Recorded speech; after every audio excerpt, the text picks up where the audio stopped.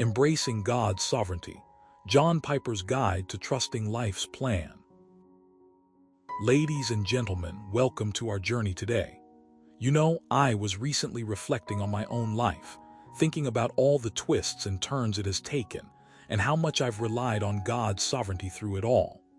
It got me thinking about trust and surrender, how we can truly embrace God's plan for our lives. And that's where John Piper comes in. His book, Embracing God's Sovereignty, a guide to trusting life's plan, offers a profound insight into this very topic. But let me tell you this, John Piper's work isn't just a theoretical exercise. It's a living, breathing testament to what it means to trust God in the midst of chaos. You might be wondering, why do I need to trust God's sovereignty? Why should I accept His plan for my life? Isn't that too passive, too giving up control? Well, let's dive in and see how embracing God's sovereignty can actually empower us rather than leave us feeling helpless. Here's something you should know. Piper argues that trusting God's plan doesn't mean we have to like every detail of it. Instead, it's about trusting Him to lead us even when we don't understand the path. It's about finding comfort in knowing He has a purpose behind everything, no matter how difficult it may seem.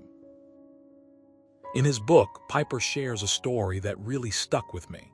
He recounts the time he and his wife were going through a tough time, dealing with the loss of a child. They felt lost, unsure of what to do next. Piper says, "We were desperate to know if there was some hidden meaning or significance in our tragedy, but as we waited, we realized we had no choice but to wait." This moment of surrender to the unknown became a turning point.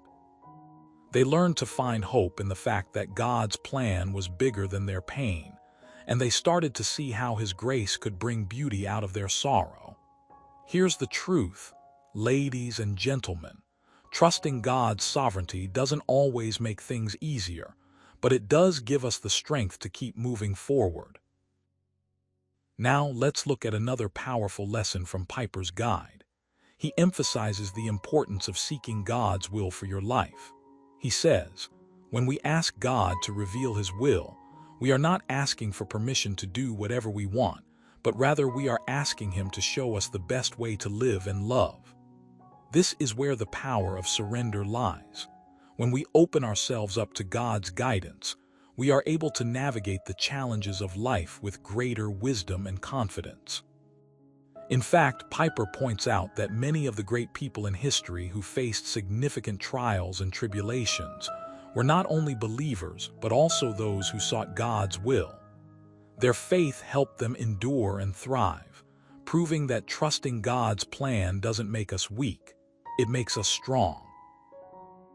One personal anecdote that resonated deeply with me came from Piper's own experience.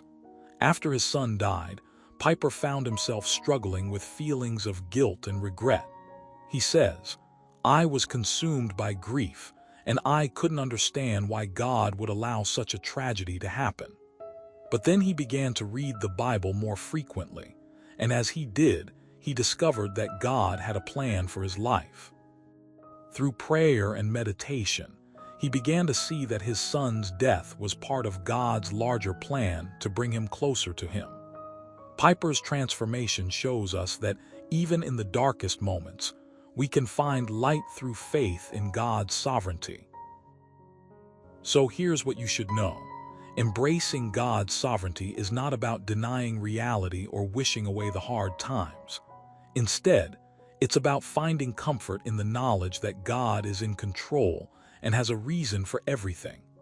It's about surrendering our fears and doubts to the Lord, trusting that He knows what's best for us. Piper writes, "Trust God's sovereignty because it will make you stronger, not weaker. It will give you the courage to face the unknown, the patience to endure the difficult, and the peace to rest in His presence." As we conclude, let's take a moment to reflect on what this all means for each one of us. Are we ready to embrace God's sovereignty in our lives? Can we let go of our own plans and desires and entrust our lives to Him? Piper reminds us that true trust is not just believing in God's existence, it's trusting Him with our lives. He says, trusting God's sovereignty is not about being passive or resigned. It's about being proactive, engaged, and involved in the process of living out His will. So let's make a commitment today to trust God's plan, no matter how uncertain it may seem. Let's pray for wisdom and courage, and let's commit to walking in faith, no matter the path before us. In closing, here's a final thought. Embracing God's sovereignty doesn't mean we'll never face challenges or feel disappointed. It means we'll face them with the assurance that God has a purpose for everything. It means we'll walk through life with a heart full of hope and a spirit filled with peace. So, let's embrace God's sovereignty today, and let's start making a difference in our world, one step at a time. Thank you for joining me on this journey.